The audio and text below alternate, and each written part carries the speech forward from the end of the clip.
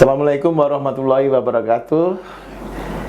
Stipan Channel mengucapkan selamat datang kepada tamu kita hari ini yang istimewa, jauh-jauh dari Bovendigul, ya, untuk kita sekedar bagi informasi, ya, dan pengalaman, ya, dikaitkan dengan pembangunan dan pemerintahan di Stipan Channel.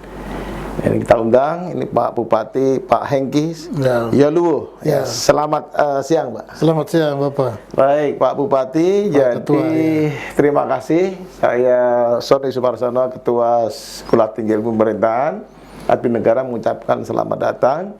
Dan marilah kita berbincang-bincang di Stipan Channel ini untuk mengetahui terkait dengan, ya, hal-hal tentang Bovendigul dan Papua secara keseluruhan. Yang pertama adalah terkait dengan Pak Bupati ini sangat sekali punya semangat, ya. Ini Bupati yang paling semangat dan meyakinin bahwa pembangunan Papua itu kuncinya di pendidikan, dan beliau mengirimkan cukup banyaklah hari ini sekitar 50 calon mahasiswa sekolah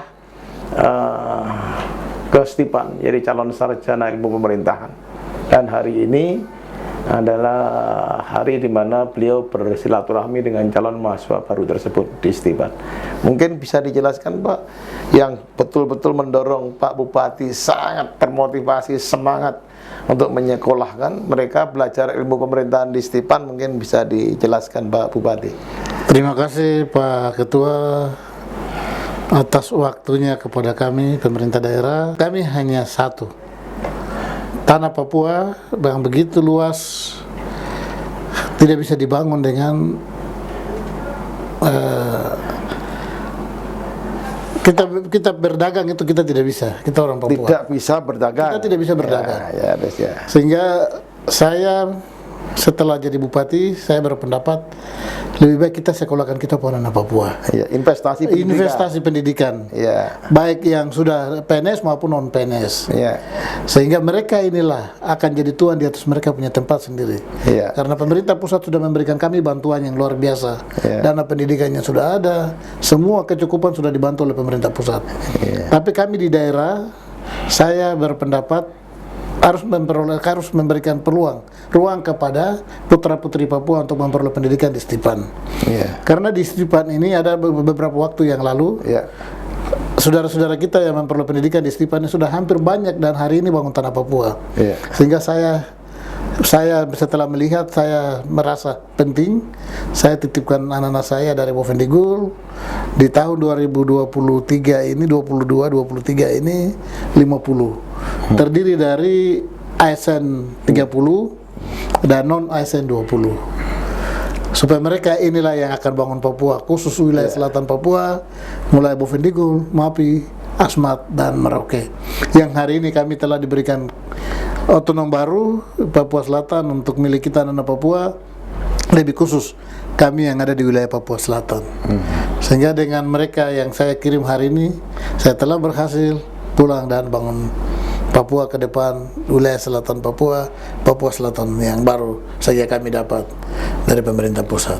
Saya kira tempo hari ketika Otsus diperpanjang, ya, Otsus 1 ke 2 itu banyak pro kontra, ya, terutama, ya, tidak perlu diperpanjang, ada yang perlu diperpanjang. Toh saya lihat karena pembiayaan ini sebagian dari Otsus, Pak, ya. Ya. Bagaimana pandangan Bapak mengenai perpanjangan Otsus kedua nanti dikaitkan dengan misi Bapak di dunia pendidikan? Ya, terima kasih Pak Ketua. Untuk Otsus kepada kami orang Papua yang diberikan oleh pemerintah pusat, dana kita besar, tapi kami tidak diberikan pembinaan yang khusus. Pembinaan dari pemerintah pusat kepada kami di daerah, khusus bupati, wali kota, dan sekda, dan perangkat OPD-nya. Sehingga kami rasa bahwa uang itu kasih kita pakai. Ternyata ada proses perencanaan di situ. Sehingga khusus kami di Bovendigul hari ini, Otsus yang ada itu kami pakai untuk biaya para ASN yang untuk memperoleh kuliah di luar Papua maupun dalam Papua. Itu untuk investasi pendidikan, bagi ASN. Ya, bagi ASN. Sebenarnya kami juga mau sampaikan kepada pemerintah pusat dalam kesempatan ini, kami diberikan kewenangan juga untuk non ASN melalui dana otsus. Karena dalam perencanaan hanya PNS. Kalau boleh, mulai ke depan kami diberikan ruang untuk membiayai non ASN melalui dana otsus itu, karena semua sama. Semua anak Papua itu hak yang sama melalui pemerintah pusat. Ya, sampai saat ini 30 yang saya kirim, 20 itu non ASN kami ambil dari dana DAU kita. Sebenarnya mereka yang anak Papua semua, tapi tidak bisa pakai dana otsus. Karena otsus ini sudah ada keterbatasan. Sudah direncanakan. Sudah direncanakan oleh pemerintah. Jadi pemerintah pusat. Ini otsus kamu boleh pakai, tapi perencanaannya ini tidak boleh.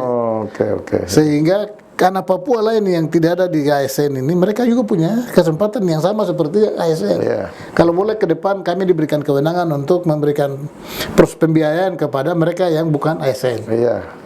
Pertama saya pikir, yang Pak Ketua terima kasih, pertama saya pikir pendidikan bagi orang Papua itu penting. Karena dengan pendidikan dia bisa rubah dia diri sendiri, dia bisa rubah dia keluarga. Walaupun non ASN, dia bisa rubah karakter dia sendiri. Kalau orang Papua itu ketika dia tidak memperoleh pendidikan yang cukup, maka dia punya hidup hanya begitu-begitu. Karena dia pertama tidak bisa berdagang, dia tidak mungkin hidup dengan orang lain. Alam masih luas, masih dimanjakan oleh alam, sehingga proses perkuliahan pendidikan bagi orang Papua baik ASN, non ASN ini penting. Maupun yang nanti ke TNI Polri. Demikian, terima kasih. Saya kira bincang-bincangan dengan Bupati Pawendigul saya akhiri, sampai ketemu di Stipan channel berikutnya. Terima kasih. Salam.